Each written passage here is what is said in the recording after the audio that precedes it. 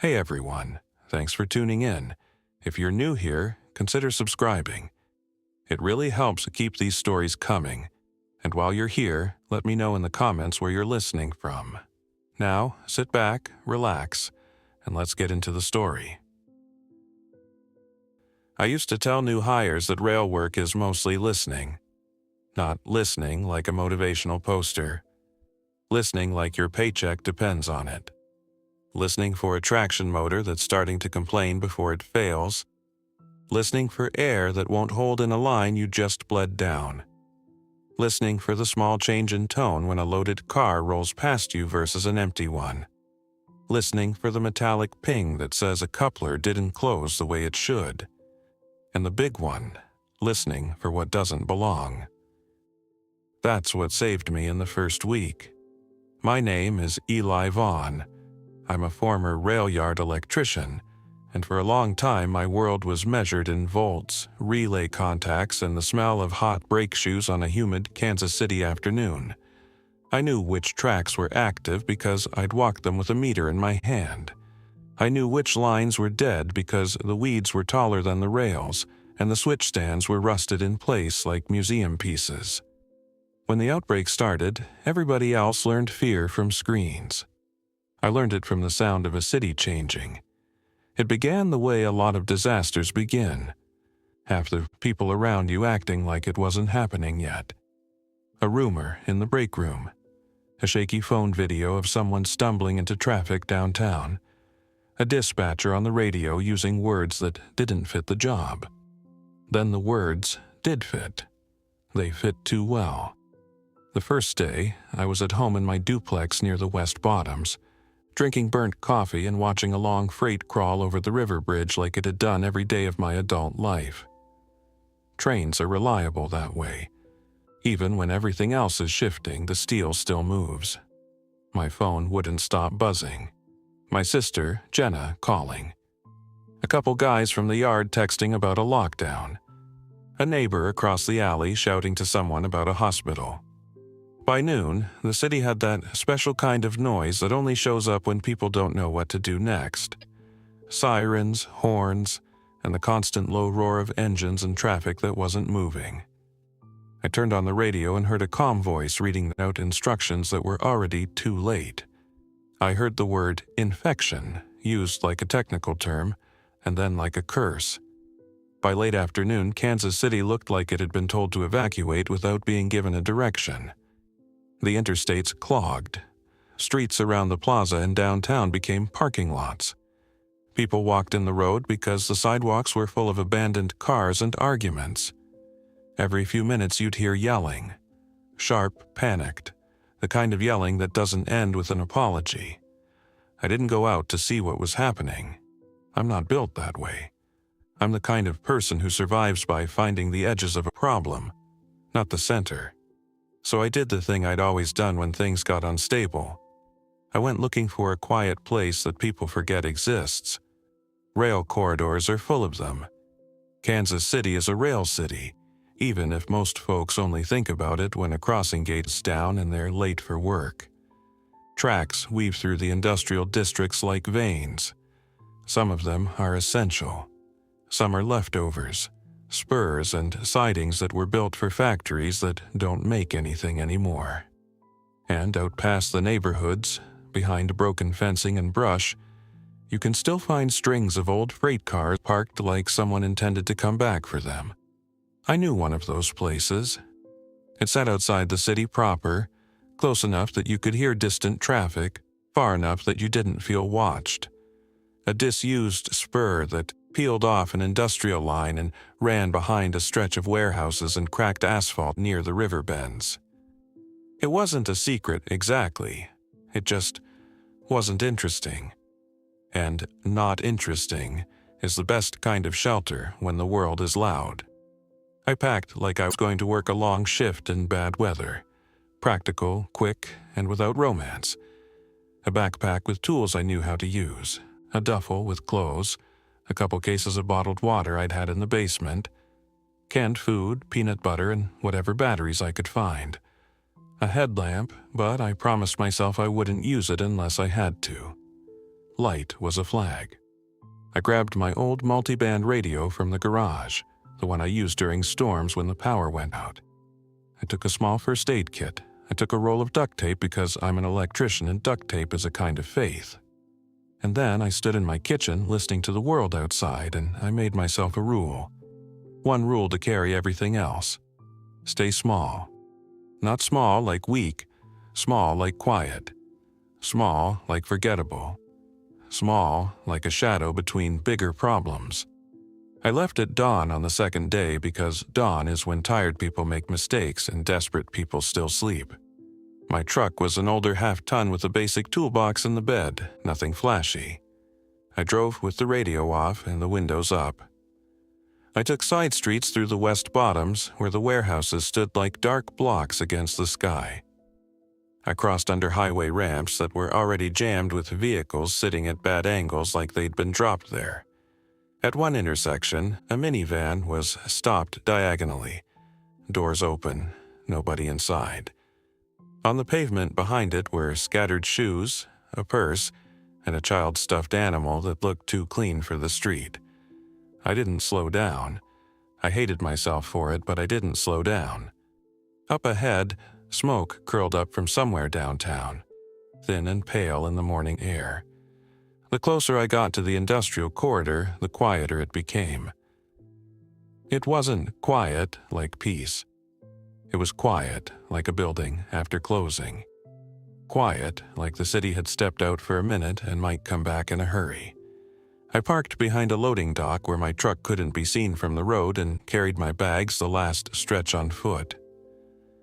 The fence line was broken in 3 places, like it had been for years. A no trespassing sign hung on one wire, half peeled away, the metal bent. Beyond it, the spur track curved gently into weeds. Old ballast stones crunched under my boots. There were rust streaks down the rails where rainwater had run. And there they were. Freight cars in a row, like a sentence that never got finished. Boxcars with faded paint. A flat car with nothing on it but dust. A couple hoppers that looked like they'd been left behind after somebody lost track of paperwork. And one refrigerated car. A reefer. It was the kind built for shipping temperature-sensitive loads. Not one of the ancient ice cars from a history book, but a modernish, insulated car with a heavy plug door and thick walls. The outside was scarred, graffiti layered over older graffiti, but the structure looked solid. I walked the length of it like I was doing an inspection. Habit, checking the roof line, looking at the door hardware, making sure the ladder rungs weren't broken, making sure there weren't obvious holes. The reefer's big advantage is also its biggest danger, its seals. It's great for stealth. It's bad for breathing if you don't handle it right. I didn't want a bunker that turned into a coffin. So my first job was airflow, but in a way that didn't announce me to anyone who walked by. I climbed under the car and looked at the ground round it. Years of neglect had created a shallow drainage trench running parallel to the track, probably meant to keep water from pooling near the ballast.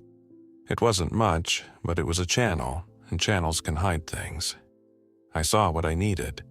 A spot under the reefer where the underframe sat high enough that I could work, and the trench ran close. From the outside, it was shadow and weeds. From the inside, if I could make a path, fresh air could move without a beam of light giving me away. I didn't do anything fast. Fast makes noise. Noise makes attention. That first day, I focused on setting the car up without leaving obvious signs.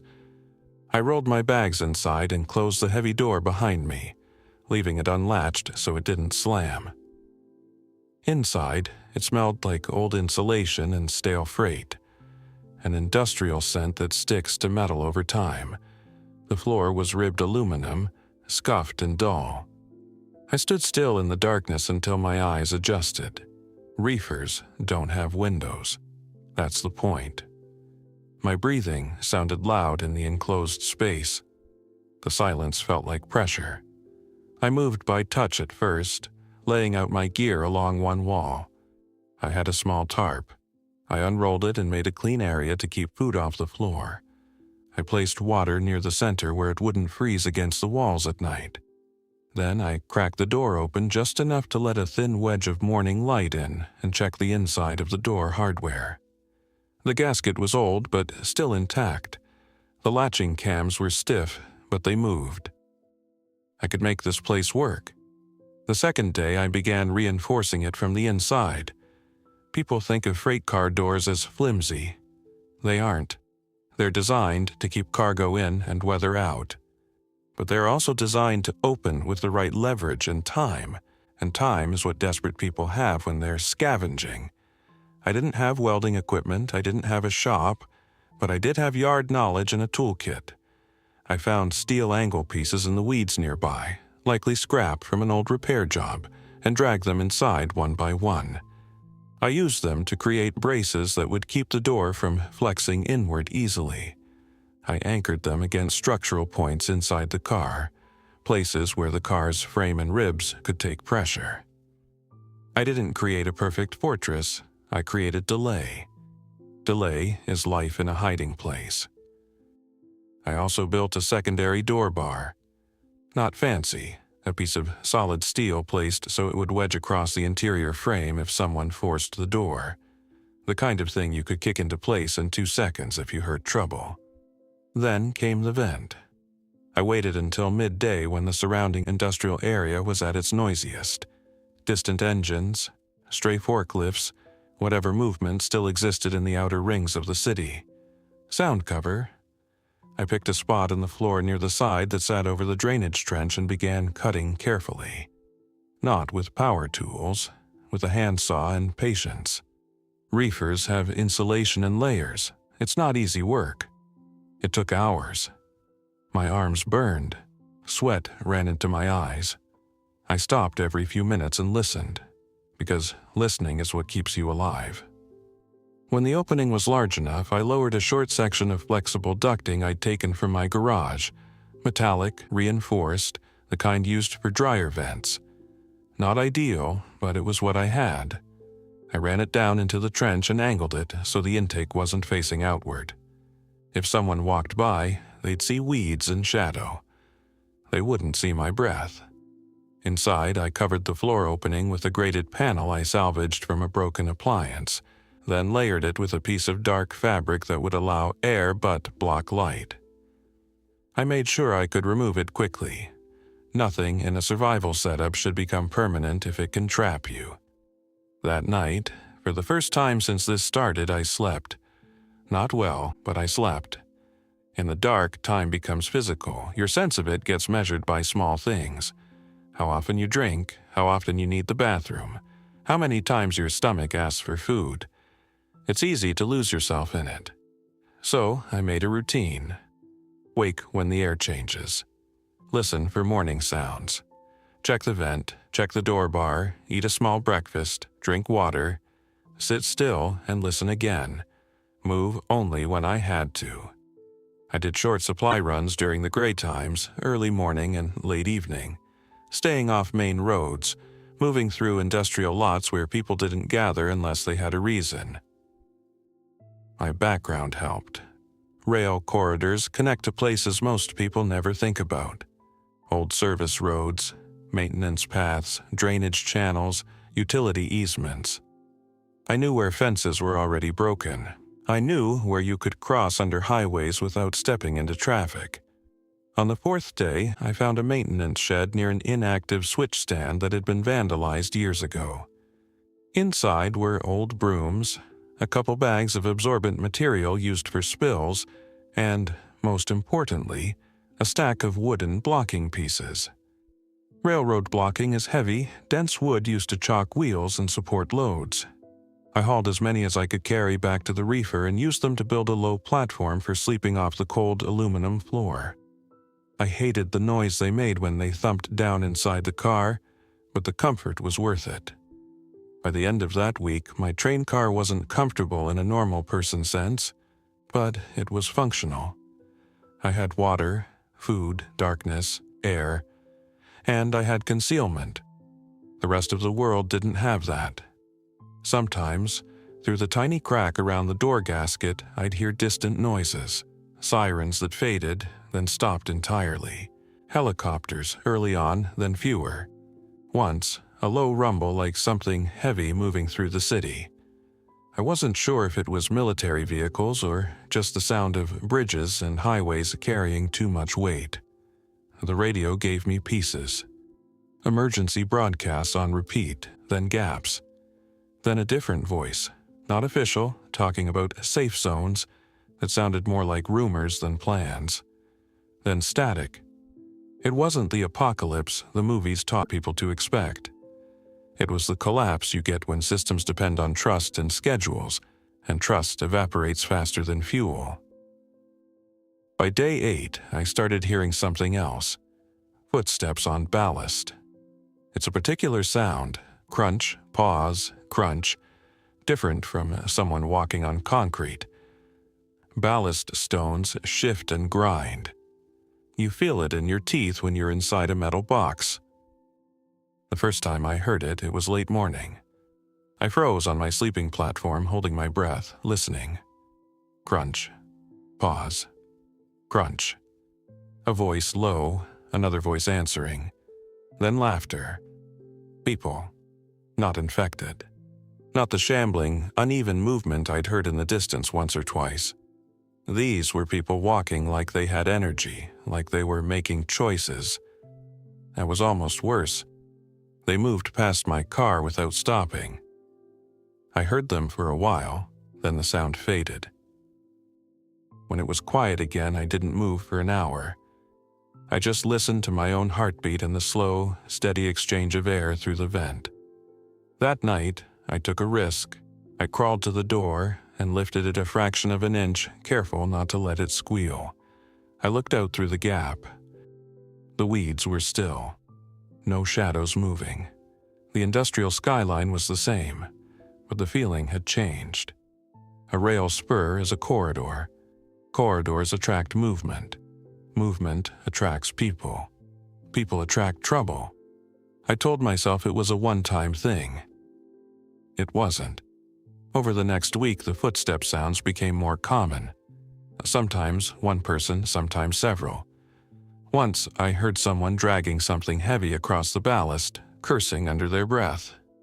I started tracking it in my head. Morning passes. Afternoon passes. Distant voices. It felt like migration. People using the rail corridor as a path because roads were dangerous and open. Tracks cut through the city in ways streets don't. They bypass blocks where people might be waiting. They lead you out without forcing you through choke points. I understood the logic. I would have done the same if I was traveling.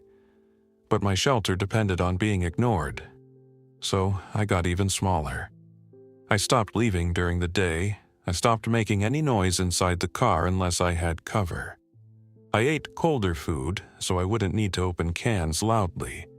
I wrapped anything metal in cloth so it wouldn't clink. And I started thinking about what would happen if someone decided to check the cars. Because people always check the cars. Freight cars are like locked closets. In a crisis, everybody believes there's something useful inside. On day 16, I met the first person I couldn't ignore. It was late afternoon. The sun dropping low enough that shadows stretched long across the ballast. I'd been watching through the smallest gap in the door, not really seeing anything, just letting my eyes adjust to movement. Then I saw someone stumble into view along the spur. A woman, maybe late 20s or early 30s, wearing a dark jacket and jeans, moving like she was running out of power. Her hair was tied back, but loose strands stuck to her face. She had a backpack slung over one shoulder and her other arm held close to her ribs like she'd been hurt. She wasn't moving like the infected. Her steps were uneven, but purposeful. She kept looking over her shoulder, scanning the weeds and the line behind her. She reached the line of cars and stopped, breathing hard, leaning a hand against the side of a boxcar like it was holding her up. I stayed still. I told myself to stay small. Then she slid down to sit against the metal, head back, eyes closed for a second like she was trying not to pass out. and I saw what was wrong. Her jacket was torn at the sleeve, and her forearm had a bandage wrapped around it, improvised, stained with dirt. Not graphic, just the look of someone who'd done first aid on themselves with whatever they had. She wasn't a threat in the way a group of scavengers would be. She was one person, exhausted. But one person becomes two, and two becomes a conversation. And conversations become a camp, and camps become smoke, and noise, and attention. I kept watching. She pulled a water bottle from her bag, hands shaking, and drank like she hadn't had enough in days. Then she took out a small radio, handheld, and turned it, tapping it like it wasn't working. I recognized the movement. She was trying to find a signal. I sat back in the darkness of my reefer car, my mind moving through options like a switch list. If I did nothing, she might leave. Or she might decide the cars were shelter. She might start opening them. She might start with the one she was leaning against and work down the line until she found mine. If I revealed myself, I broke my rule. I became real. I became a resource to her, or a threat, depending on how she read me. But there was another thought, one that crept in and wouldn't leave. I had built a stealth bunker in plain sight. I had air and water. I had time. She might not. And I couldn't pretend I didn't know what that meant. So I did something I never thought I would do in a world like this. I spoke. Not loud, not through the door, through the floor vent, where my voice would be muffled and hard to locate. "Hey," I said, barely above a whisper, "don't panic." The woman snapped upright so fast she looked like a spring-loaded trap. Her head whipped around. Her eyes searched the line of cars. "Who's there?" she called, voice sharp, controlled fear. "Low," I said quietly. "Keep your voice low." She stared at the cars like they were all capable of talking. Then her eyes narrowed and she leaned closer to the reefer, listening. "Are you inside one of these?" she whispered. "Yes." "Are you alone?" "Yes." A pause. "Are you infected?" she asked. She didn't use the movie word. She used the word people used when they wanted to sound sane. "No," I said. "If you're hurt, sit tight. If you're being followed, don't come closer." She swallowed, eyes flicking behind her again. "I'm not being followed, not right now." "Then you shouldn't be here long," I said. "People are using this corridor." "So are you," she shot back, then winced like the effort hurt. "Fair." "What's your name?" I asked. She hesitated and then said, "Marisol." "Eli," I said. She shifted, pressing her hand to her ribs. "I don't want trouble. I just needed a place to breathe for a second." I stared at the floor vent grate, as if I could see her through it. "How bad are you hurt?" "Bruised," she said. "My arm's it's not what you think, it's not." "I didn't say it was," I replied. "I'm not asking for details, I'm asking if you can walk." "Yes," she said, but it sounded like pride talking. I closed my eyes. My rule was still there. Stay small, stay hidden. But the other truth was also there. The world had changed, and my survival strategy depended on luck as much as planning. Luck runs out. "I can spare you water," I said, "but I can't open the door. Not here, not now." She laughed once, bitter. "You think I'm going to rush your door?" "I think you're a stranger," I said. "No offense." "None taken," she said, and her voice softened a fraction. "If you can spare water, I'll take it and go." That was the best answer she could have given me. I waited until the sun dropped lower and the shadows thickened. I moved quietly, preparing one bottle and a small bundle of food, 2 cans and a packet of crackers, wrapped in cloth so it wouldn't clatter. And then I opened the door just enough to slide the bundle out, keeping my body behind the insulation wall unseen. The outside air felt cold and sharp compared to the stale insulation smell inside. Marisol was still there, sitting against the car, watching the door with eyes that didn't blink much. When the bundle slid out, she didn't grab it immediately. She studied it like it might be a trick. Then she took it, nodded once toward the door. "Thank you," she whispered. "Go east along the spur," I said. "There's a break in the fence near the warehouse line. You can get off the corridor without crossing open road." She looked toward the direction I indicated, then back at the reefer. "Why help me?" I didn't have a clean answer. "Because you found me anyway," I said. "And 'cause you didn't start pulling doors." She gave a tired half-smile. "I'm not a scavenger." "You might become one," I said, not unkindly. She didn't argue. She shouldered her backpack and stood grimacing. Then she walked away along the rails, careful where she placed her feet, moving like someone who understood that one wrong step could twist an ankle and end the whole story. When she disappeared into the weeds, I shut my door and pressed the secondary bar into place with hands that shook more than I wanted to admit. That night, I didn't sleep, because I had done the one thing that changes everything in a hiding place. I had been heard. The next 2 days were quiet. Too quiet. The corridor felt empty, like the city was holding its breath. On the third day, after Marisol, I heard a new kind of sound. Metal on metal. Not the casual tap of someone leaning against a car. A deliberate rattle, the clunk of door hardware being tested. My body went cold instantly. It was mid-morning. Light seeped in through the smallest imperfections in the door seal, thin lines like pencil marks. I was sitting still on my sleeping platform with my radio in my lap, listening to static when the first hard tug hit the reefer door. The door didn't move.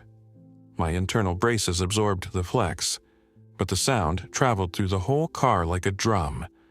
A voice outside said, "This one's tight." Another voice answered, "Try the latch again." My mind ran faster than my breathing. Options, risks, angles. Stay silent and risk discovery. Break cover and push them away. I slid off the platform without letting my boots scrape. I moved to the door bar and put my hand on it, feeling the vibration of each pull. They were right outside, 2 people at least, maybe more behind them. The reefer door hardware clanked again, the outer handle creaked. "Feels like it's stuck," one voice said. "Could be something inside." "Or it's just old," another said. "Get a pry bar." A third voice, farther back, laughed. "Everything's got something inside if you try hard enough." My stomach tightened. If they pried hard enough, they might not get in quickly. My braces would buy time. But time cuts both ways. Time gives them more chances.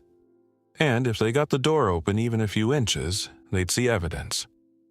My tarp, my supplies, the floor vent if they looked down, then I wouldn't be hidden. I'd be hunted. The sounds outside shifted. Footsteps on ballast.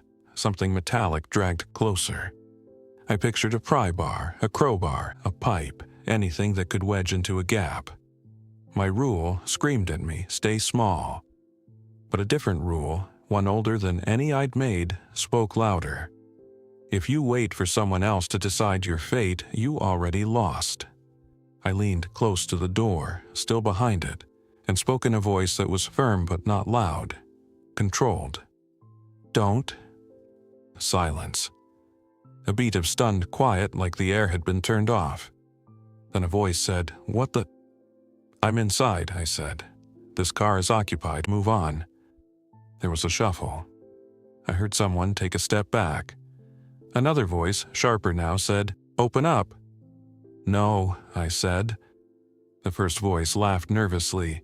"Man, we didn't know." The sharper voice didn't laugh. "You got supplies, don't you? Everybody's got supplies now." I kept my head close to the door, listening for movement. I have enough to stay alive, not enough to share with strangers who pry doors. "You don't know us," the sharp voice said. "Exactly," I replied. A pause. Then the sharp voice changed tone, trying something smoother. "Look, we're just traveling. We're using the corridor to get through. We're checking cars because we don't want surprises behind us. If you're inside, fine. But you can't just hide and point threats." I didn't point anything. I didn't mention weapons. I didn't want to escalate the situation into something that would get ugly. But I also couldn't sound weak. "I'm not coming out," I said. "You can keep moving. That's the deal." The sharp voice exhaled, annoyed. "Open the door and talk like a person." "No." A beat. Then another voice, different, calmer, spoke up. "Let it go." The sharp voice snapped, "You let it go." The calm voice answered, "This isn't worth it. If he's holed up in a reefer, he's dug in. We don't need trouble." Trouble, that word hung between us. I heard a small argument outside, half whispers. Someone saying, "We can take it," and someone else saying, "Not here." My hands were sweating on the inside of the door bar. Then came the sound that decided everything. A hard kick against the reefer door. The whole car shuddered. Dust drifted down from the ceiling. My braces held, but the message was clear. They weren't just curious anymore. They were testing how far they could push. I didn't have seconds to think. I had fractions. If they committed to forcing entry, it would become a siege, and a siege inside a sealed metal box ends one way. So I used the one advantage I had. Sound. Rail cars carry sound like a wire carries current. If you know how to read it, you can tell where someone is standing by where the vibration hits. I stepped back from the door quietly, moved to the side wall, and struck the metal once, hard, with the heel of my hand. The bang echoed down the line of cars like a warning bell. Outside, someone flinched. I heard it in the shuffle of boots. Then I hit the wall again, twice, and followed it with my voice, loud enough now to carry. "Back away from the door." The calm voice said, Hey, relax." The sharp voice barked, "He's bluffing."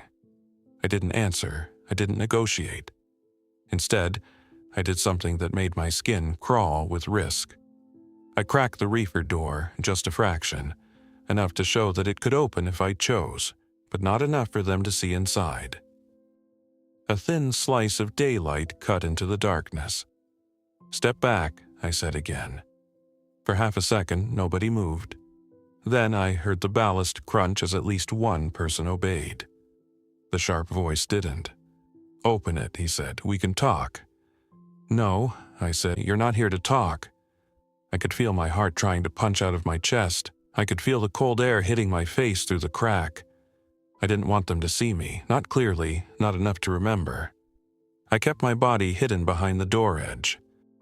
The calm voice said, "We're leaving, all right? We're leaving." The sharp voice hissed something I didn't catch. Then the calm voice, louder, said, "Let's go. Corridor's not safe if we stop." A long pause. Then footsteps began moving away, crunch, crunch, crunch, retreating down the ballast. I waited. I listened. After 10 seconds, the sharp voice spat, "This isn't over." And then his footsteps followed the others. When the sounds finally faded, I closed the door gently and set the secondary bar with hands that wouldn't stop trembling. I stayed standing there for a long time in the dark, listening to the car settle, listening to my own breathing. They hadn't gotten in. But now they knew for sure someone was in the reefer. And worse, they'd heard my voice. I had become a story that could be carried down the corridor. That day, I didn't leave the car. I didn't eat much. I didn't move except to check the vent and make sure it was still clear. At dusk, I heard the corridor again. Distant footsteps, voices, but not close.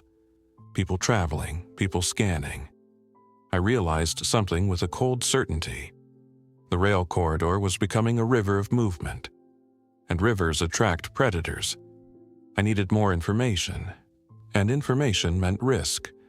So, that night, when the world was at its quietest, I made the smallest possible move. I slipped out. The air outside was cold enough to sting. The sky was clear, a faint glow from the city still lingering in the distance.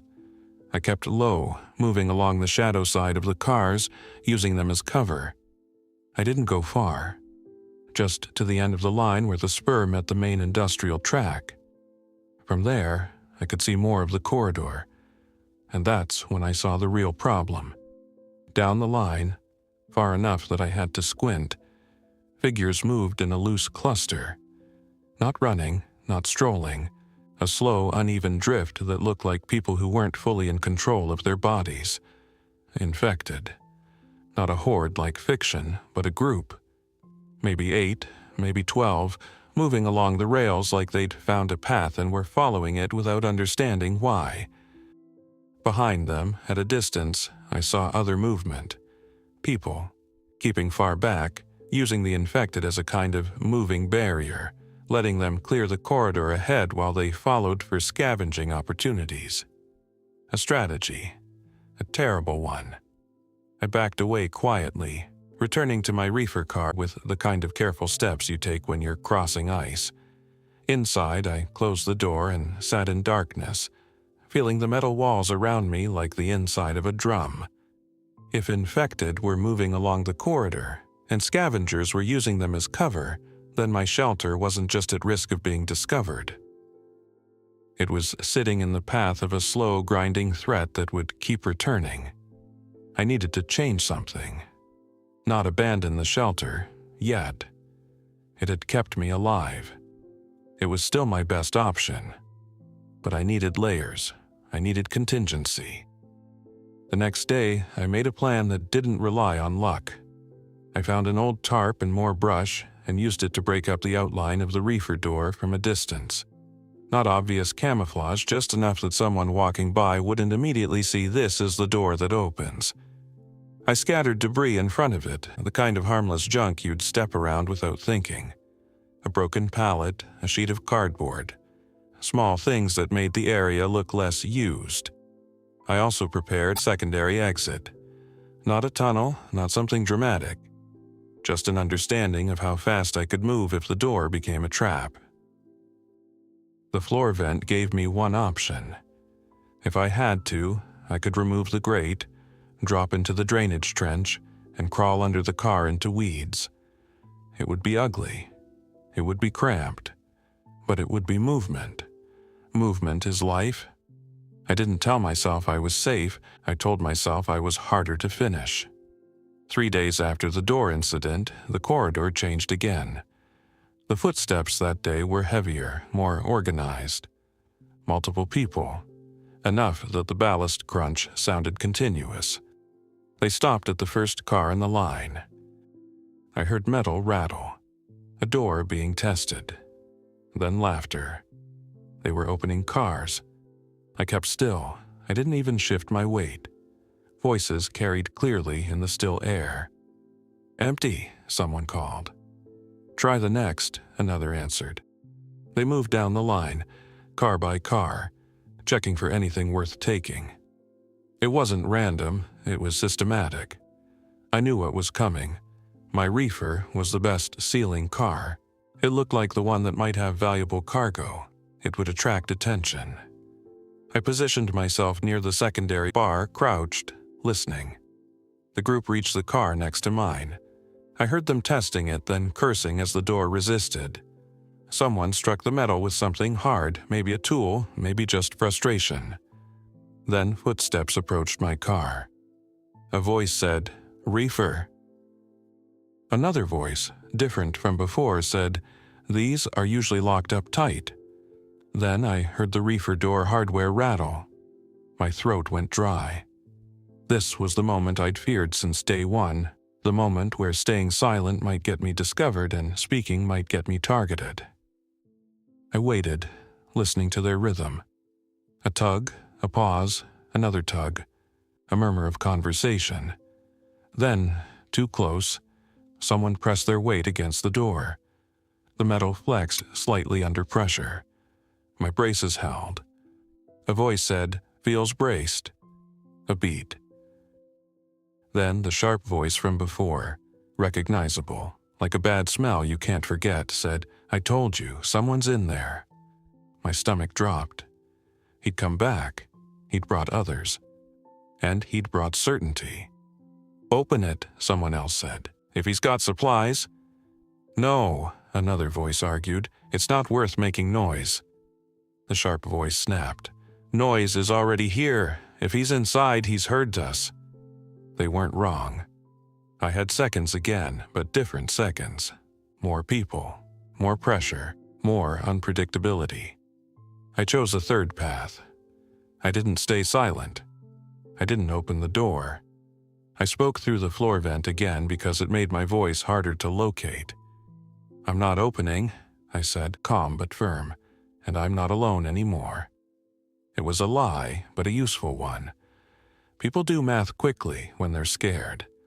Not alone can mean anything. Outside, someone said, "He's talking." The sharp voice said, "There you are." Another voice, new, uncertain, said, "How many are you?" "Enough," I answered. A pause. The group shifted, boots scraping. Then the sharp voice tried a different angle, almost friendly. "We can make a trade. You got water, we got batteries. You got food, we got medical." I almost laughed, but I didn't. He was saying whatever might get the door open. "I don't trade through doors," I said. "Move on." Someone slapped the side of the car hard. The bang rolled through the metal. "Come on," the sharp voice snapped. "We're not leaving empty-handed." The calm voice from before wasn't there to stop him this time. And then I heard the worst sound in my world. A tool being wedged. A metal-on-metal squeal, like a crowbar biting into a gap. They were committing. I didn't have time to argue, I didn't have time to bluff. So I did the one thing that could shift the situation without turning it into something YouTube would hate and my conscience would never scrub clean. I created a problem behind them. I moved silently to the far end of the reefer car and struck the wall 3 times in a pattern, hard, loud, deliberate. Bang, bang, bang. Then I waited half a second and did it again. Bang, bang, bang. To anyone listening from the corridor, it sounded like it was coming from another car farther down the line. Like someone else, maybe a bigger group, was inside and reacting. Outside my door, the prying stopped. "What's that?" someone asked. The sharp voice snarled, "Ignore it." But people don't ignore unfamiliar sound in a corridor full of danger. Another voice said, "That's inside one of the cars." "Could be infected," someone whispered. That word, infected, makes people reconsider everything. I struck again, this time dragging my hand down the metal to make a long screech, the kind of noise that makes nerves flare. Outside, someone backed up. Ballast crunched. "Stop," a voice said. "Stop. This is dumb." The sharp voice snapped, "It's him making noise." But now the group had split attention. Half watching my door, half watching down the line. I took advantage of that half-second of uncertainty. I dropped to the floor vent, pulled the grate and fabric away, and lowered myself into the trench. The air down there was damp and cold. Dirt pressed against my shoulders. The metal underframe above me was a low ceiling. I crawled. Not far, just enough to get beneath the car and into weeds on the far side where the shadows were thicker. My clothes caught on brush. My knees sank into mud. Above me, I heard shouting. "Where'd he go?" "He's still inside." Then louder. "Door's moving." They were still focused on the door. They hadn't seen me slip out through the trench. I stayed low and moved along the shadowed side of the adjacent car, using it as cover. My heart hammered. My hands were shaking so badly I had to clench them into fists to keep from brushing weeds too loudly. I reached the far end of the line and looked back. The group was clustered at my reefer door. 5, maybe 6 people. One of them had a metal bar wedged into the hardware. Another held something like a flashlight, sweeping it. And then, down the corridor, the infected group I'd seen earlier drifted closer, drawn by the noise. That's the thing about loud human conflict. It attracts the wrong audience.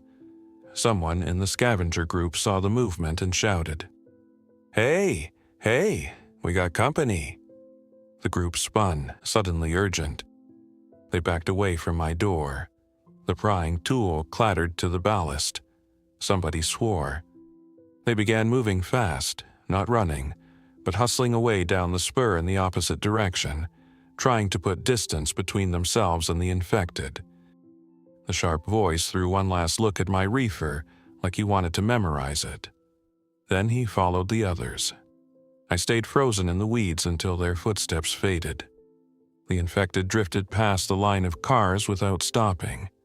Their movement was slow, distracted, guided by some broken instinct that told them to follow the open corridor. When they were gone, the silence that followed felt like a weight lifting. I crawled back toward my reefer car cautiously, but I didn't go inside right away.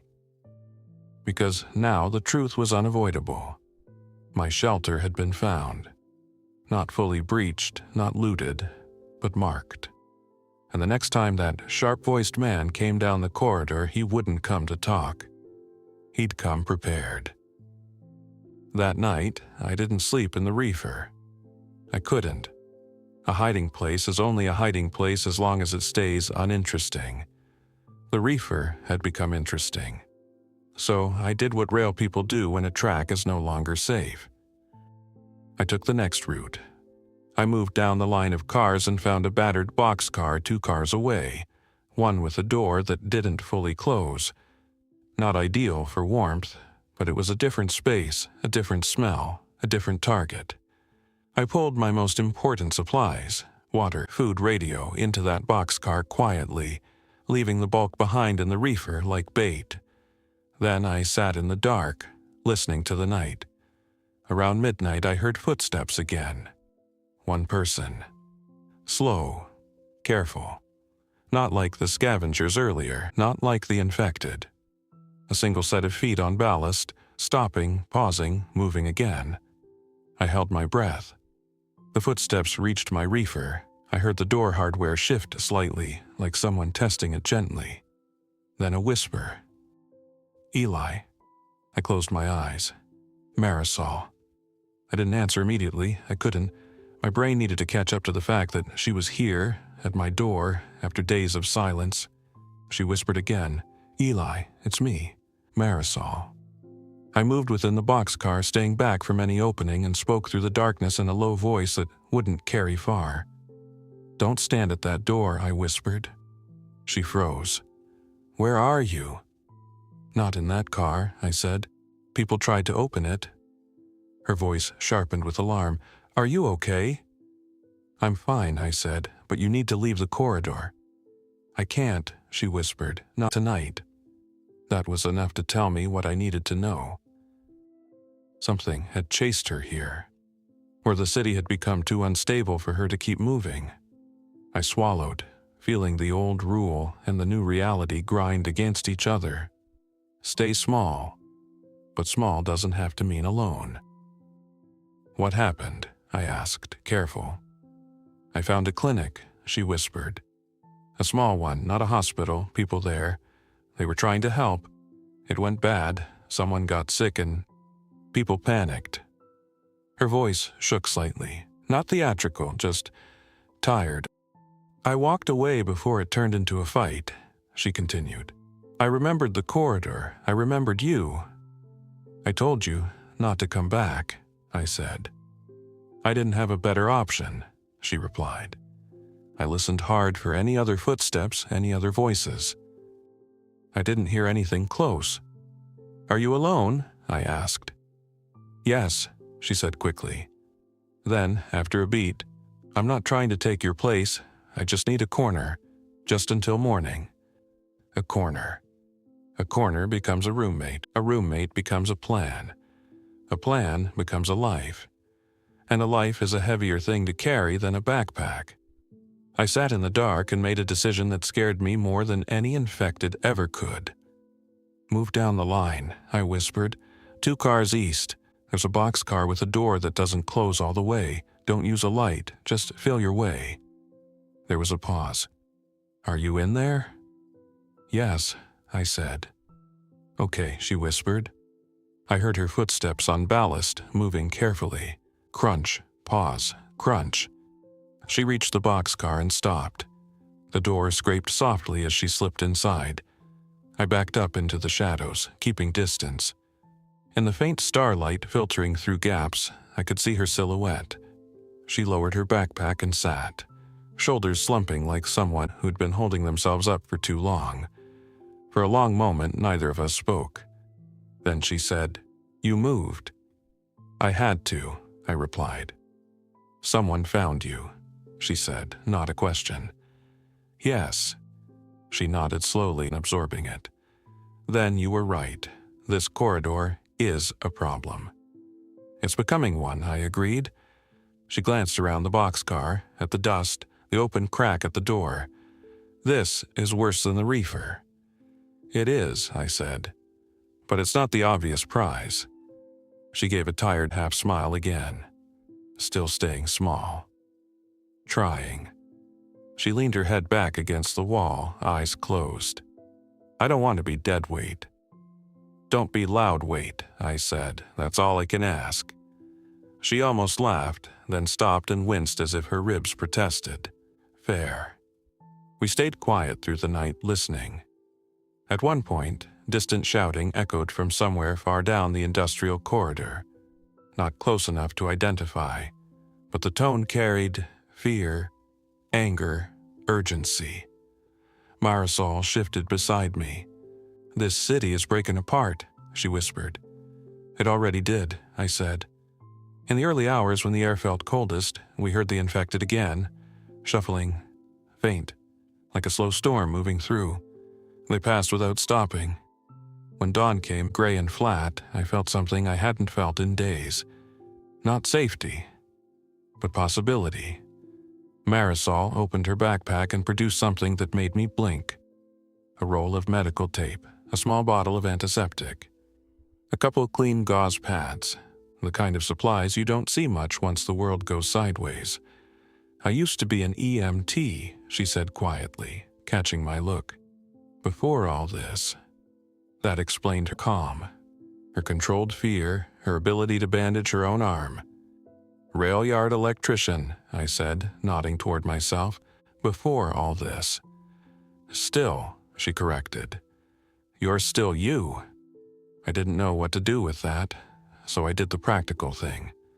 "We can't stay here," I said. "Not long. That group will come back." She tightened her ponytail, eyes focused now. "Then we move." The next few days became a careful dance between shelter and motion.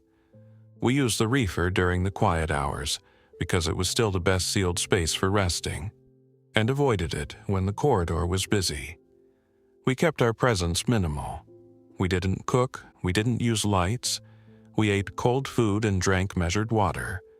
Marisol was bluntly honest about the city.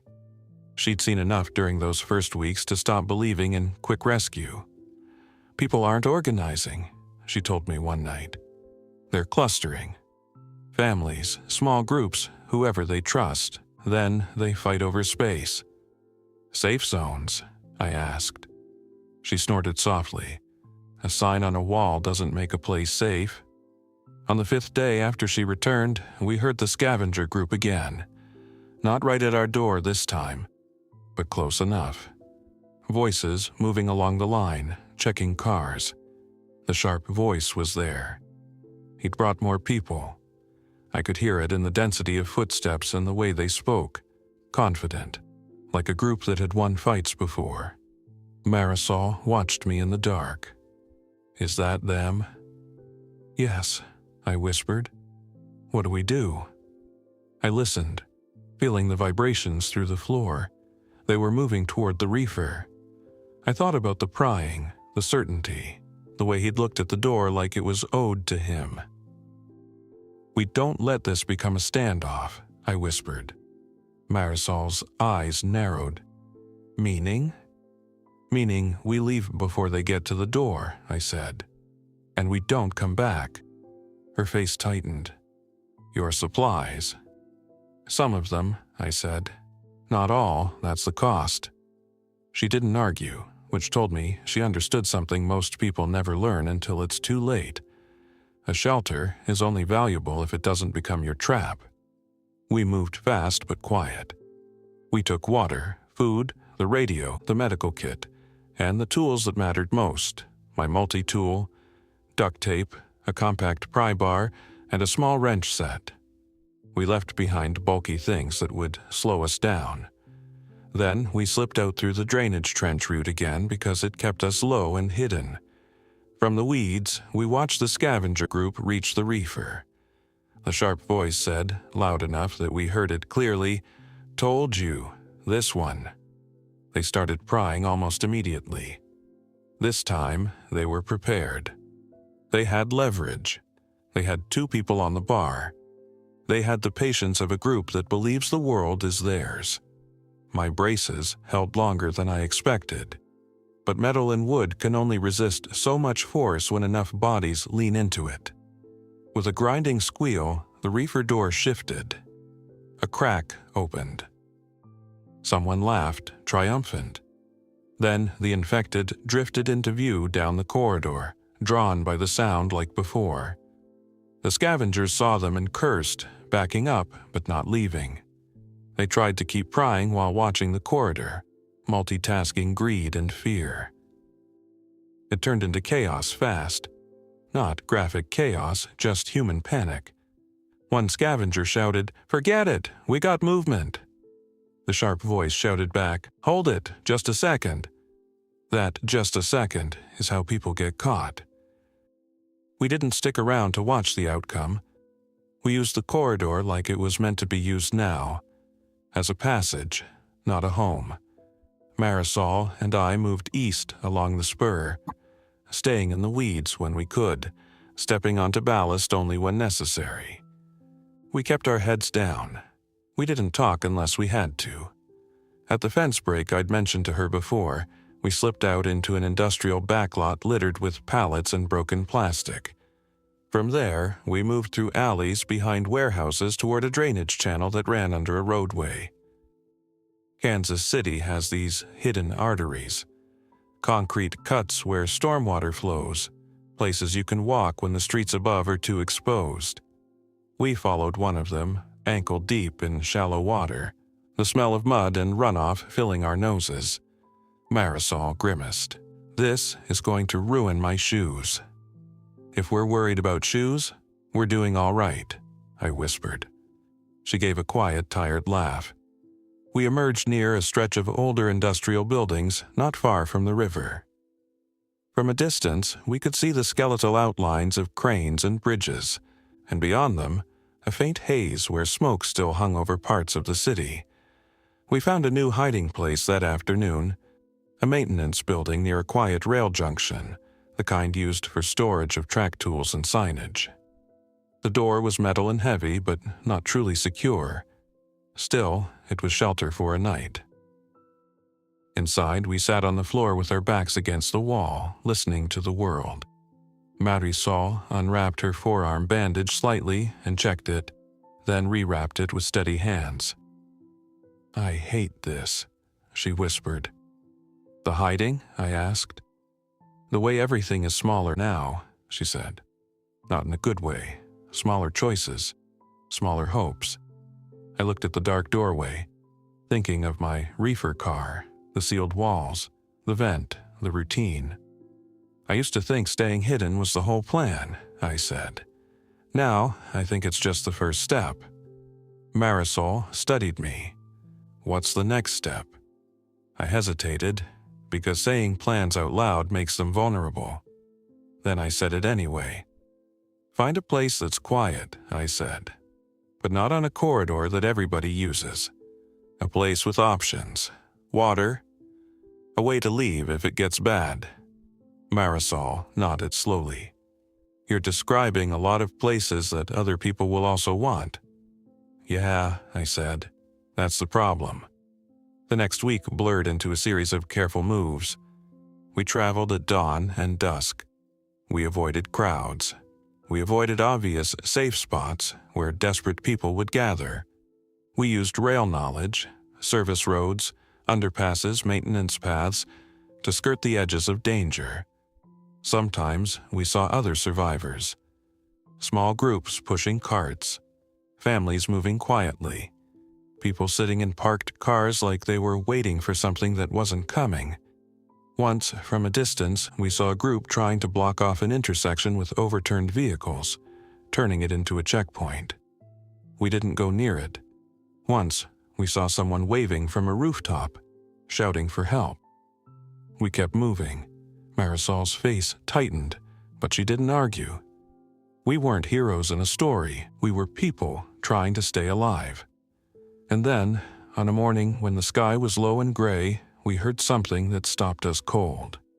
A train horn. Not close, not loud, but unmistakable. A long, mournful blast carrying across the industrial district. Marisol stared at me. Is that real? I listened, heart pounding. A horn meant an active locomotive. Active locomotives meant someone still had fuel, control, and a reason to move. It's real, I said. We moved carefully toward higher ground where we could see the tracks without being seen ourselves. We climbed a slope behind a warehouse and peeked through broken fencing.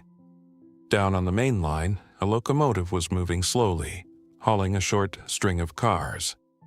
It wasn't a long freight. It looked like a local move, industrial switching, the kind that would normally be routine. But nothing was routine now. The locomotive rolled past at a cautious speed, not blasting through crossings, not racing. It moved like whoever was running it didn't want surprises. On the side of one of the cars, I saw something that made my throat tighten. People. Not inside, but riding, sitting in the open doorway of a boxcar, legs dangling, watching the corridor. Not many, maybe 4, maybe 5. Marisol whispered, "Are they transporting survivors?" "Or supplies," I said. The locomotive disappeared behind buildings, the horn silent now. For the first time in a long time, I felt a spark of something I didn't fully trust. Organization. But organization can also mean control, and control can mean someone else deciding who gets to live comfortably. We debated it for an hour in whispered fragments. Marisol wanted to approach, to see if it was a rescue effort or a community forming. She was tired of hiding, tired of shrinking. I was cautious. The rail world teaches you that moving equipment is dangerous even when everyone is trained and calm. In chaos, it's worse. But the bigger truth was this. A moving train represented reach. It represented distance. It represented the ability to leave Kansas City's collapsing grid without walking every mile under threat. If we could find who was running it, maybe we could find a path out. We spent the next 2 days tracking the locomotive's pattern from a distance, using vantage points and careful observation. It ran the same industrial stretch once in the morning and once near late afternoon, moving between what looked like an active yard area and an industrial cluster near the river. Active yard area. That phrase felt like an impossible thing. Kansas City has multiple rail facilities, big and small. Some are massive. Some are tucked behind industrial blocks. We didn't go near the biggest ones. Too obvious, too likely to be contested. Instead, we followed the locomotive's route to a smaller yard zone, an industrial lead track area with a handful of sidings, close to warehouses that might still contain useful stock. From behind cover, we watched. There were people there, a group. Not a mob, an organized cluster moving with purpose. Someone had set up a perimeter with parked vehicles and makeshift barriers, but it wasn't flashy, it looked practical. We saw hand signals, we saw watchers posted at corners. We saw someone guiding the locomotive in with careful movements. Railroad work. Real railroad work. My chest tightened because I recognized the rhythm. The gestures, the caution. Someone here knew what they were doing. Marisol whispered, "Do we try?" I stared at the yard, thinking of my reefer car and how fast try turns into trapped. "We don't walk in," I whispered. "We watch first. Then we decide." We watched for a full-day cycle. We saw them unload crates from a boxcar into a warehouse. We saw them move people 2 at a time into a sheltered area. We saw them hand out water, controlled, measured. We didn't see obvious cruelty. We didn't see random violence. We didn't hear screaming. We did see rules. Rules can be safety. Rules can be a cage. On the second day, a figure stepped out near the edge of the yard and scanned the rail corridor with binoculars. He was tall, wearing a work jacket and a hard hat, almost like a costume, except the way he moved made it clear it wasn't. He looked like a rail supervisor. I felt something shift in my head, something like recognition. Not of him specifically, but of the type. Marisol touched my arm lightly. "Eli, look." A smaller figure approached the supervisor, someone in a reflective vest carrying a radio. They spoke briefly. Then the supervisor nodded and pointed toward the corridor, giving instructions. The crew moved smoothly, coordinated. Marisol whispered, "They're functioning." "Yeah," I said. "They're functioning." That night, we made the approach. Not straight in. Not hands raised in the open like a movie. We approached the way a cautious worker approaches a site they don't control. Slow, visible, non-threatening. We walked down the edge of the yard area, staying on open ground so we wouldn't look like we were sneaking. We stopped well outside the barriers. A shout came quickly. "Hold up!" a voice called. "Stop right there!" We stopped. 2 people stepped into view, one with a flashlight kept low, one with a radio. They didn't point anything at us in an exaggerated way, they just held their ground. I raised my hand slightly, not above my head, just visible. "We're not looking for trouble," I called. "We saw the locomotive, we want to talk." The person with the radio hesitated, then spoke into it. A minute later, the supervisor-looking man approached, flanked by 2 others. Up close, he looked older than I'd guessed. Mid-40s maybe, hard-faced, tired eyes, but alert. "Name?" he called. "Eli Vaughn," I said. "I worked yards in this city, electrical." He studied me. "Where?" "Wherever they sent me," I said honestly. "Mostly industrial leads and yard facilities. I know the lines." His eyes flicked to Marisol. "And her?" "Marisol Reyes," she said. "EMT."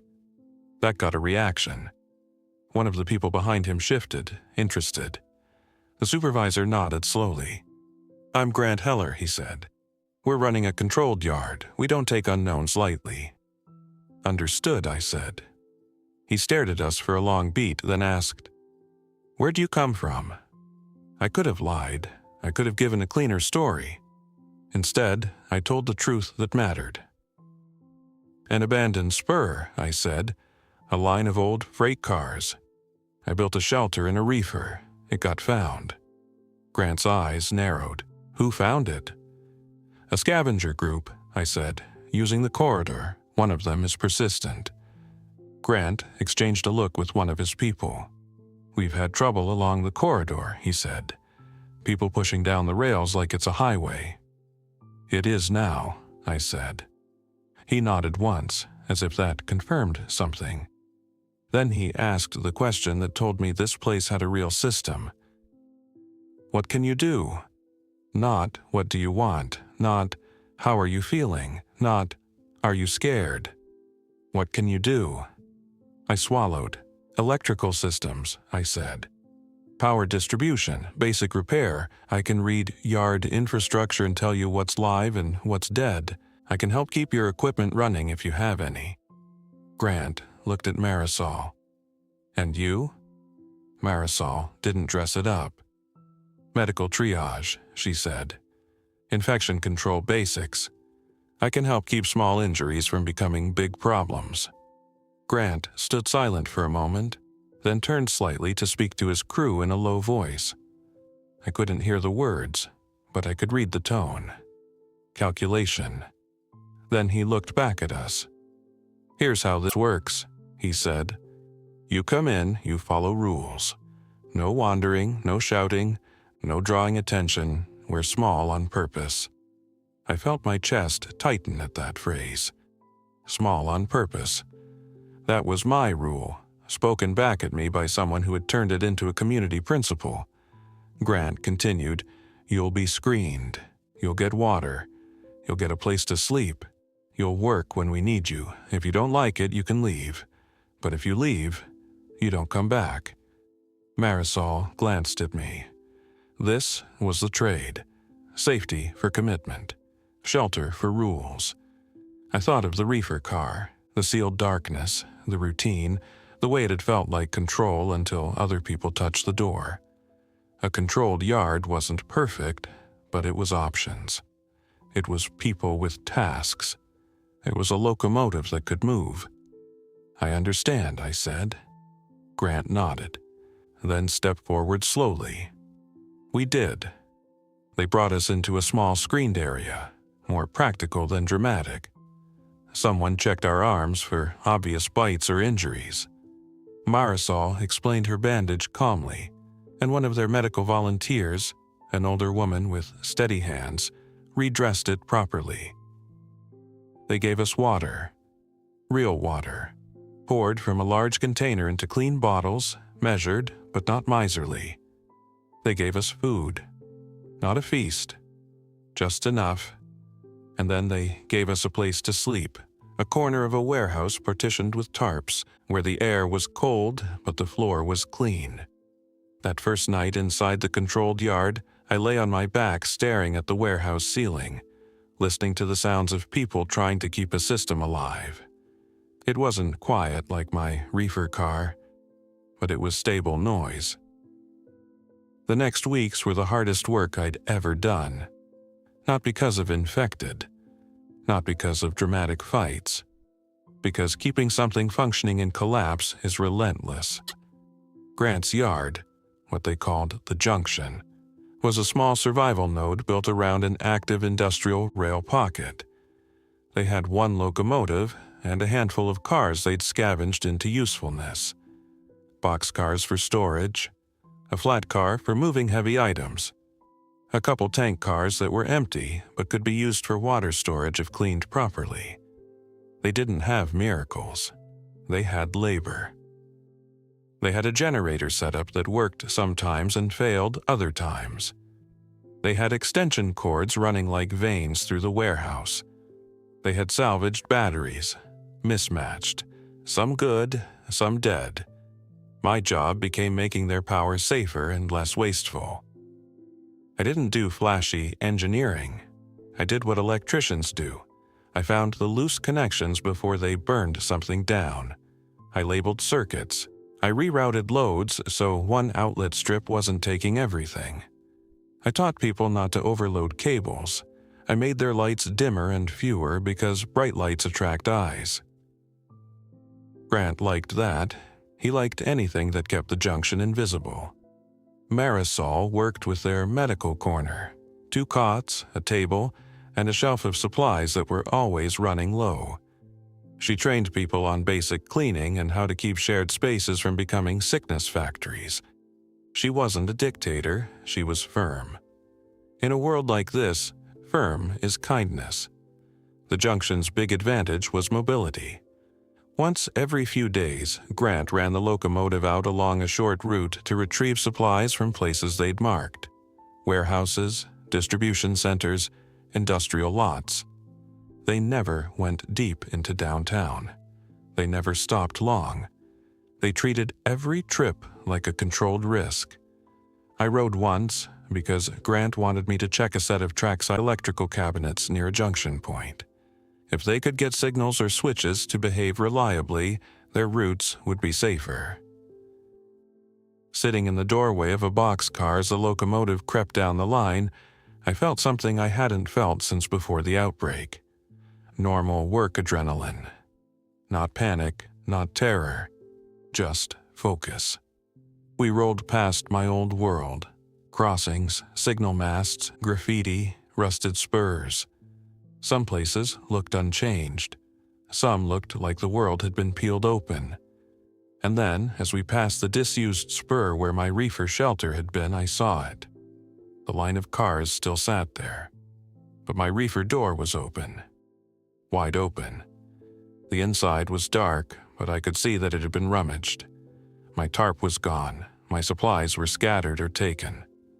The vent opening in the floor was visible from this angle, like a secret revealed.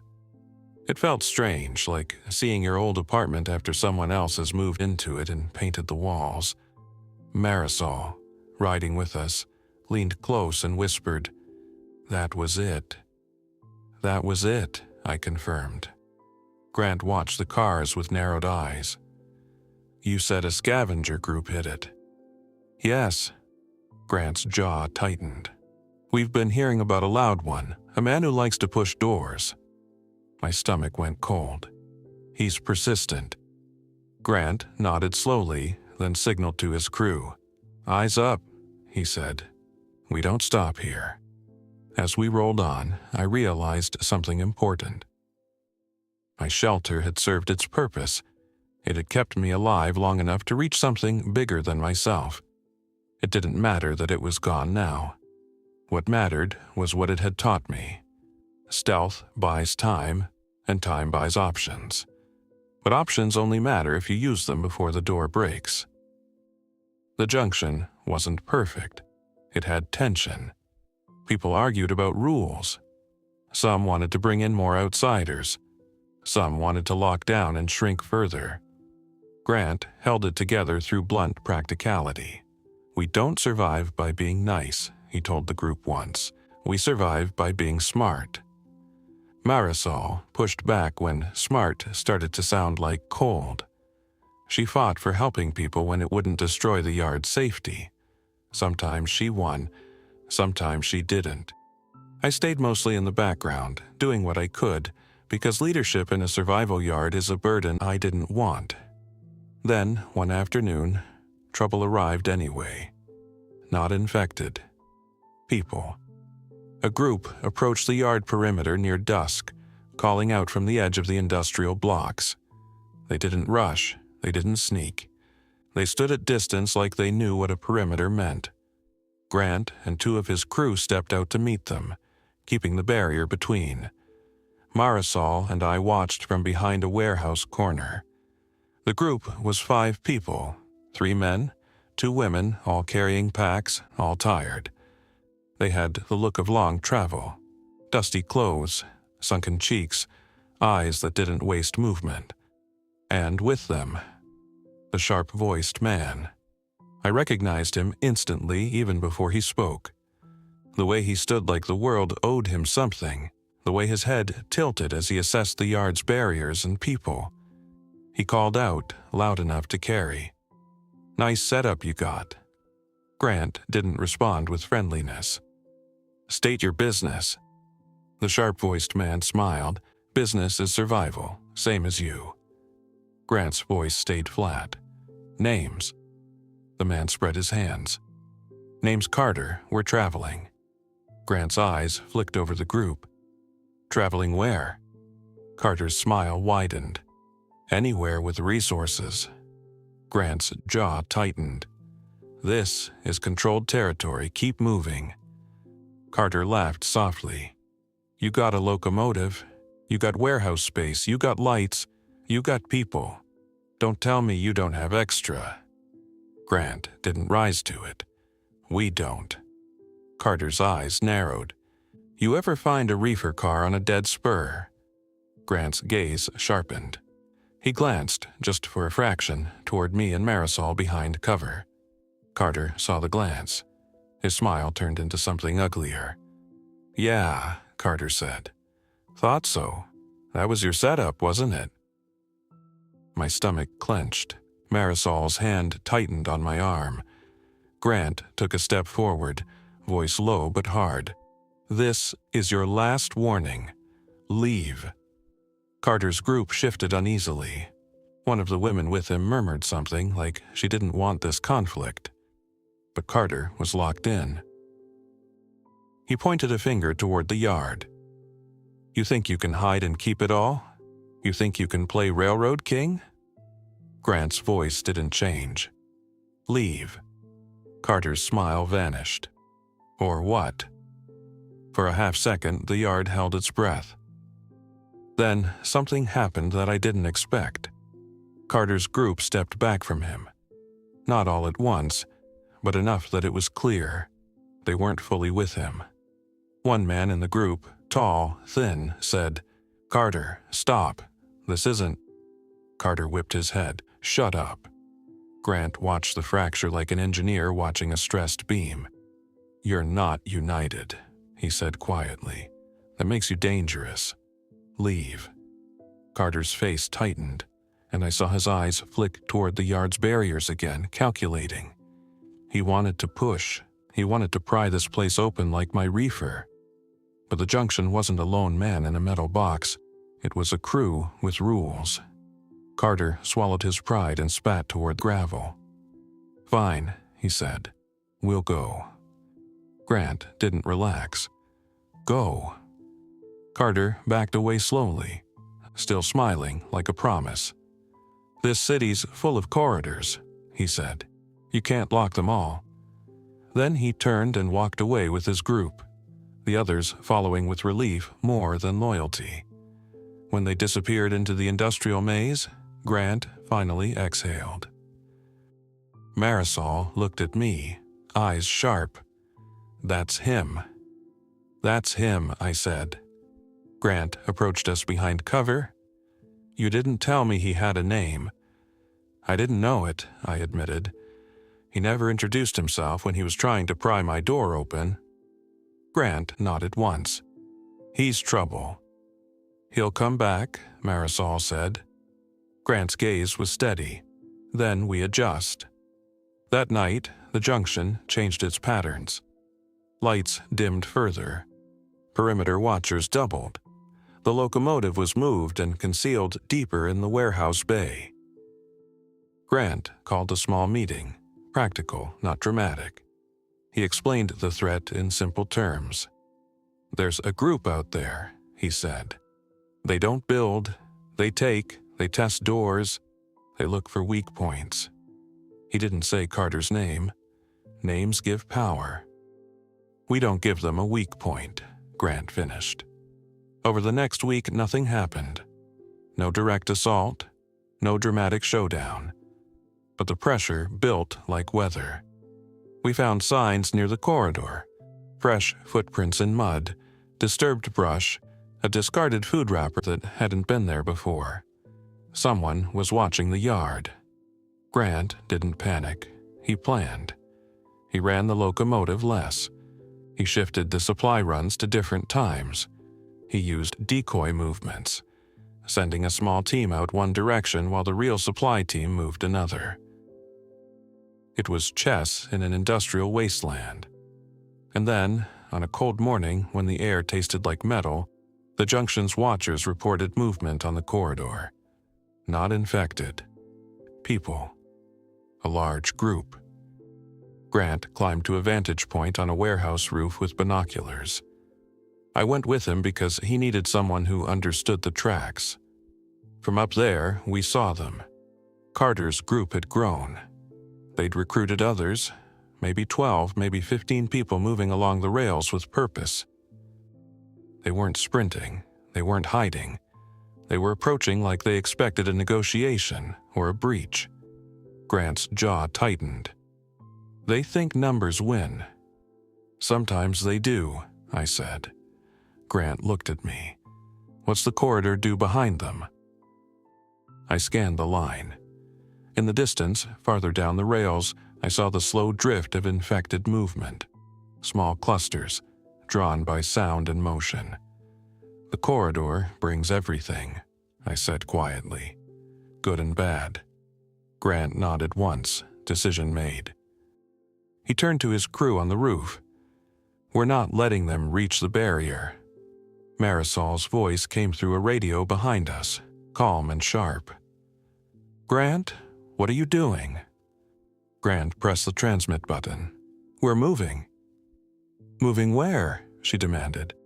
Grant looked down at the locomotive bay hidden inside the warehouse.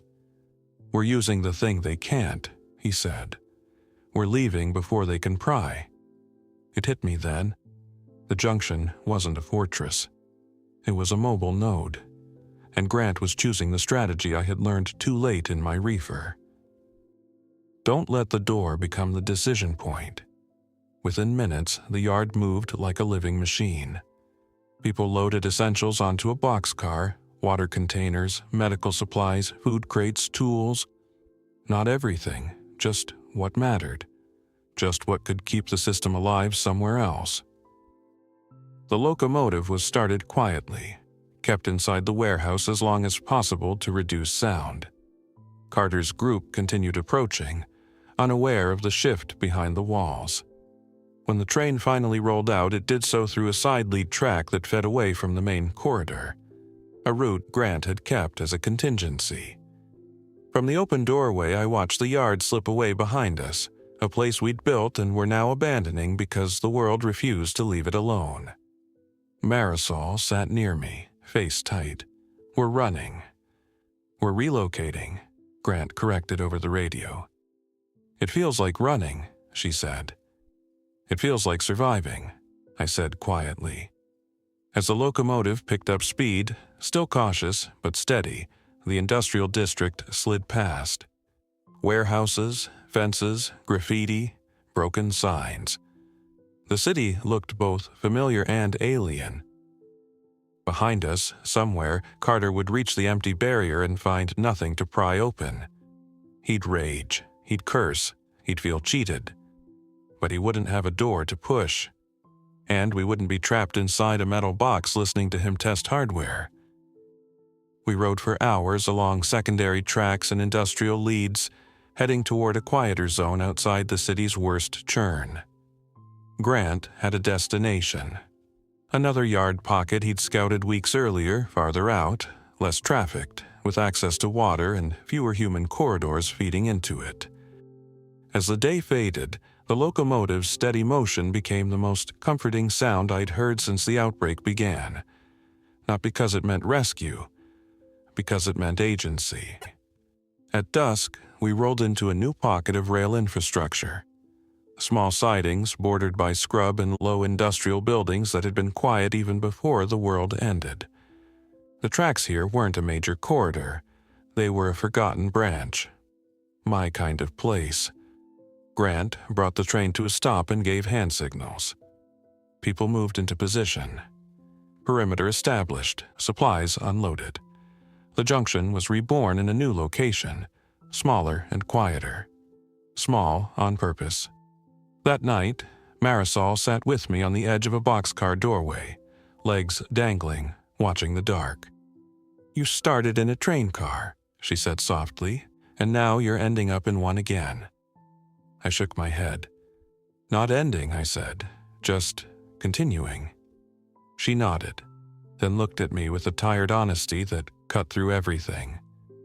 Do you miss it? She asked. The reefer? The hiding? I thought about the sealed darkness, the routine, the illusion of control. I miss the simplicity, I admitted. One door, one vent, one problem. Marisol's mouth tightened. And now? Now it's people, I said. It's always been people. She leaned back against the doorway frame. People are also the reason you're not alone in a metal box anymore. I let that sit. The next morning, Grant asked me to walk the new sidings with him and identify what was usable, what was dead, what could be made quiet and safe. As we walked, I realized something I hadn't allowed myself to fully acknowledge. My reefer shelter hadn't been a failure.